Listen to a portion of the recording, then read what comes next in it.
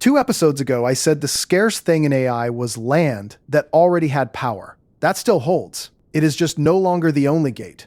Because you can have the money, you can have the power contract, you can have the building finished and the racks bolted in, and still not be allowed to buy the chips that go in them. There is a second scarce thing, and it is permission. There is one sentence in a US government memo that almost nobody has read. 3 words buried in it decide who is allowed to buy an AI chip. And when that permission runs out, I'll show you the sentence and the filing line that would tell you, I've got this wrong. The consensus is simple, and as far as it goes, it's true. Washington decides who gets AI chips.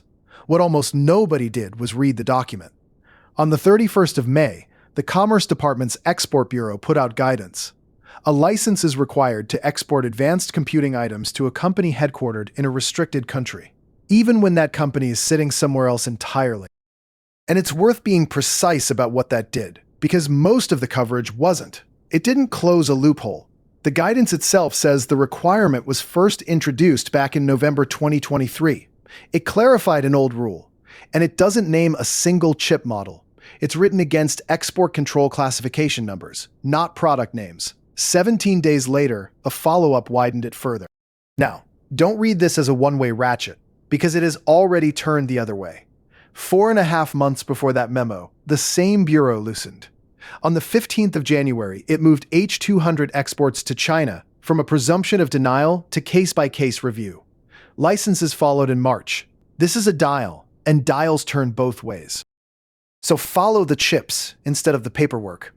A neocloud buys racks of AI chips and rents them out by the hour, which means the buyer of the chip is never the user of the compute. Export control is built on knowing the end user. In a rental business, there are thousands of them, and they change by the hour. Now the sentence I promised. The same memo that spelled out the buying rule left the operating door open, in writing. Quote, bona fide operators of data centers who are otherwise engaged in activities consistent with the EAR are not required to cease the ongoing use, storage, disposal, or servicing of advanced computing items because of this guidance. And then the 3 words. The whole forecast hangs on, until further notice. So the offshore route is not one thing. 2 separate instruments hold that door open.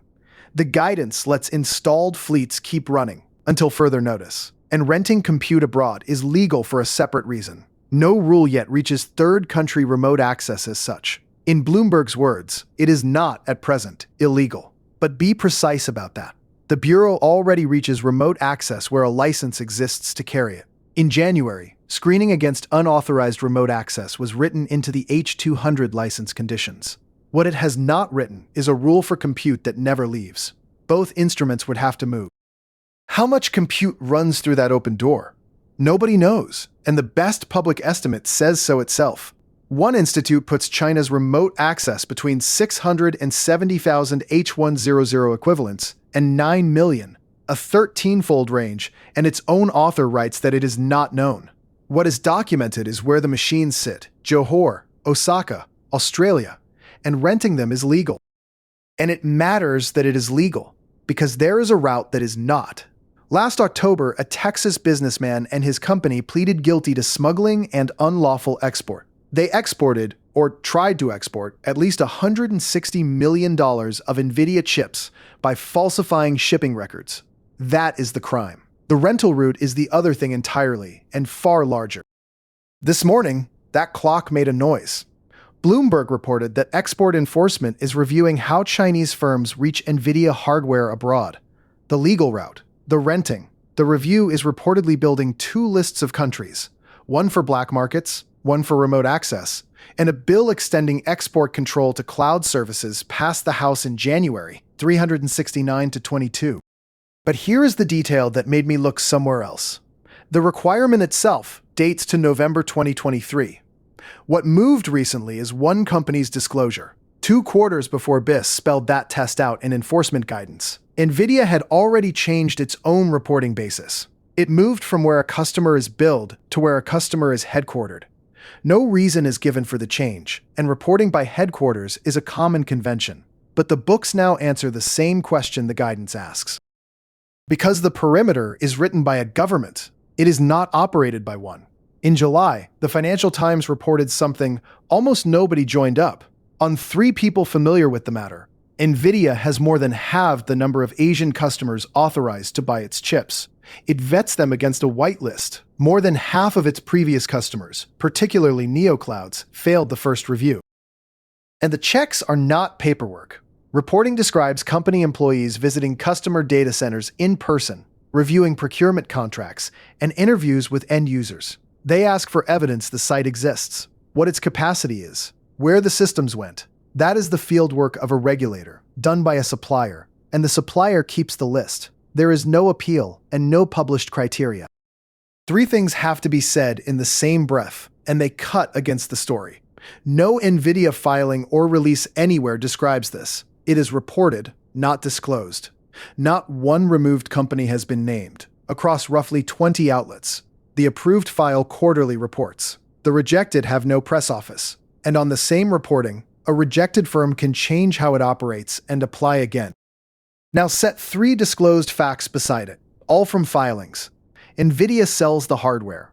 It has also become an owner.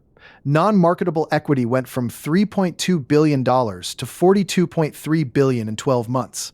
Separately, its 13F lists 47 million CoreWeave shares. And since the 1st of July, it takes a share of the cloud revenue on capacity it underwrites. Supplier, shareholder, a cut of the rent, and, as reported, the one who says yes. And now the strongest argument that this is a story rather than a mechanism. This year, Washington approved about $10 billion of licenses to sell H200S into China. Almost nothing shipped. US officials say Beijing blocked it to push its own firms toward domestic chips. Permission was handed over free and was worth almost nothing. There is also a base rate for escape hatches. One case, not a law. When satellites came under American export control, the US share of the world market fell from 63% to 41%. That is the number the backfire argument always cites. It then recovered, and by 2013 hit 69%, still controlled. So that is the machine. Now the call. Dated, named, and with the thing that would kill it. Here's the call. By the 31st of December 2026, the permission perimeter moves from the loading dock to the rental layer. And on the reporting we have, the thing operating it is still a company, not an agency. Concretely, the Export Bureau narrows or supersedes that carve-out, or publishes a remote access rule, or names either country list. And here is what I am not calling. Permission is not a moat and not an asset class, because nothing prices it. Nvidia sits about 37% below its June high, and not one reported reason is export policy. CoreWeave quadrupled its backlog to $98.8 billion. Adjusted operating margin fell from 17% to 1%. A license to compete, not a toll booth. So who has the upper hand? If you need permission to buy what your business runs on, your hand is weak. If you decide who gets it, your hand is strong. The weak hands are the 2 launch partners. Share and AI, listed this year. Firmus, private, floating in the 4th quarter.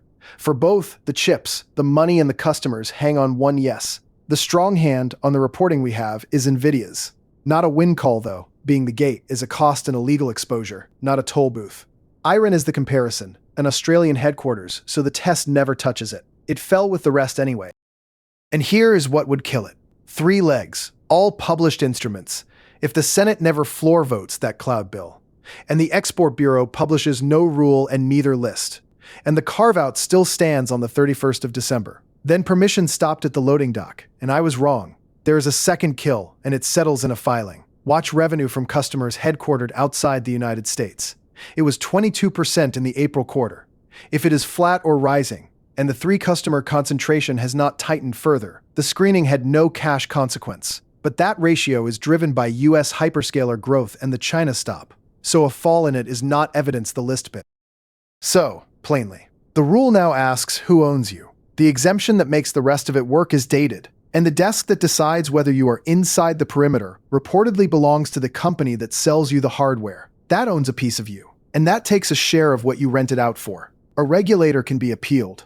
On a commercial list, you can only apply again. That is on the record, today, the 7th of August, 2026. First checkpoint, Nvidia's quarterly filing on the 26th of August. Then the 31st of December. We will come back to it either way, including if it goes against us. The chip was never the choke point.